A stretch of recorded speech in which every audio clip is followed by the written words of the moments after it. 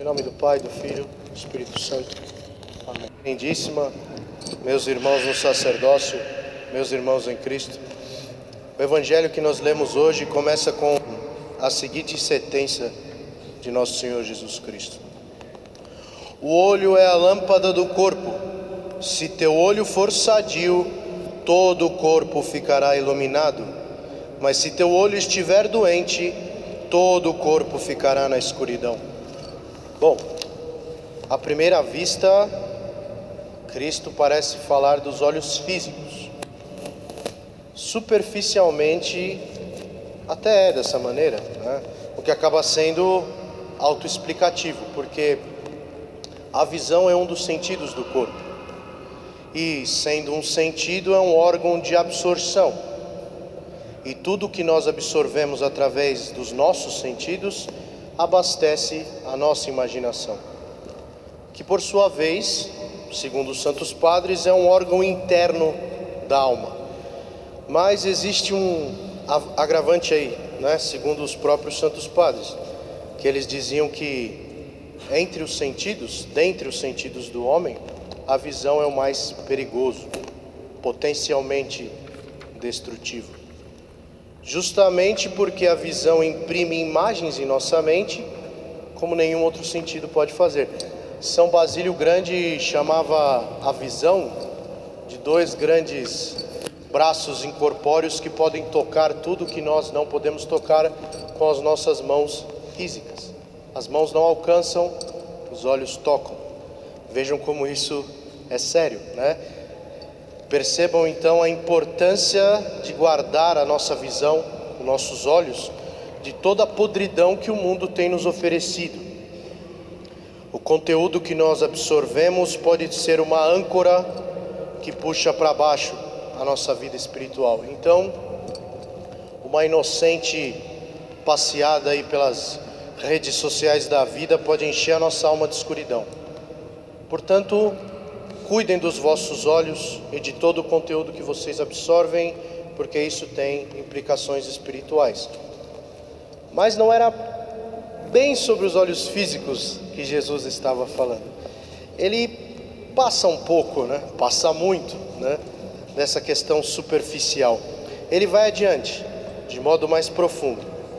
E falando sobre essa passagem, na visão quase unânime dos santos padres da igreja, Cristo está falando da mente quando se refere aos olhos. Mente aqui não é a mente lógica, ok? Nós no Ocidente temos uma divisão um pouco diferente das coisas. Nós entendemos as coisas de uma outra maneira. Mente aqui, ele está querendo dizer olho da alma. O olho da alma, o olho espiritual do homem. O que os santos padres chamavam de nous, uma palavra grega, que nada mais é do que um órgão espiritual do homem. É um órgão que existe no homem para absorver o que é divino, mas que com a queda se tornou obscurecido. Então vejam que quando nós partimos para esse sentido mais profundo que Cristo nos propõe, tudo ganha uma dimensão maior, porque o modo como nós interagimos com o mundo e com as circunstâncias da nossa vida vai determinar se nós estamos comungando das trevas ou da luz, de Cristo ou do demônio, se nós servimos a um único e verdadeiro Senhor ou se nós estamos fragmentados, divididos. Vejam que logo a seguir, quando ele fala dos olhos, né, logo em seguida, ele fala para que nós evitemos a ansiedade pelas coisas que permeiam o nosso dia a dia. Ansiedade pelo que será vestido, pelo que será servido à nossa mesa e etc. Se nós pensarmos que hoje a maioria dos problemas humanos, sobretudo psicológicos, são abastecidos pela ansiedade, nós vamos verdadeiramente entender o porquê de Cristo conectar a saúde desses olhos, dessa mente, desse olho da alma, desse nous, desses olhos espirituais, com o não cultivo da ansiedade pelo amanhã. Vejam, essa ansiedade, que é um sintoma de uma mente fragmentada, dividida, é um sinal visível do nosso estado caído. É um sinal da queda. Por isso que Cristo, que é o novo Adão, veio resgatar o homem do abismo escuro da nossa queda. E ele também veio para consolar e pacificar a alma humana. Ele veio para unir, para consertar esse nosso interior despedaçado. Por isso ele nos pede que nós não sejamos consumidos pelo nosso dia a dia. Ele aqui, quando cita os lírios, os pássaros, muito bonita as analogias que ele faz, ele não está nos dizendo para que nós não trabalhemos, nós não estudemos, não nos alimentemos. Não é isso que ele quer dizer. Ele pede para que nós não sejamos consumidos por essas coisas ao ponto de servi-las, porque é dessa servidão, dessas coisas materiais, que é o primeiro passo e que nasce a idolatria, nasce a divisão interna do homem.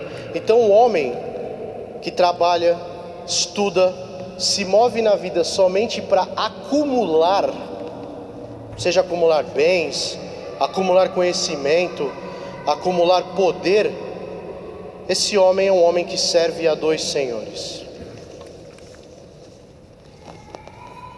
Esse homem é um homem ansioso, um homem naturalmente ansioso.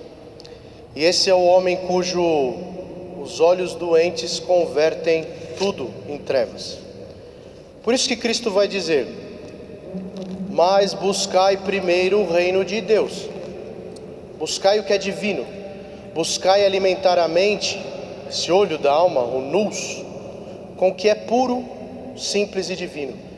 Porque se nós sobrecarregarmos a nossa mente com as ansiedades do mundo, nós apagaremos essa lâmpada espiritual e teremos escurecido totalmente a nossa mente. E quem escurece a mente, a alma, se enterra na ansiedade e acaba não tendo tempo para Deus. E é isso que nosso Senhor Jesus Cristo diz. São essas as conexões que Ele faz. Por fim, meus irmãos, nós só podemos enxergar com os nossos olhos, com os olhos físicos, né? Se o objeto sobre o qual nós estamos olhando estiver iluminado por alguma fonte de luz. Então, por exemplo, para nós enxergarmos essa coluna aqui, ela deve estar iluminada, seja com a luz natural ou a luz artificial, não importa. Nossos olhos humanos, eles não são capazes de ver por conta própria. Escutem isso.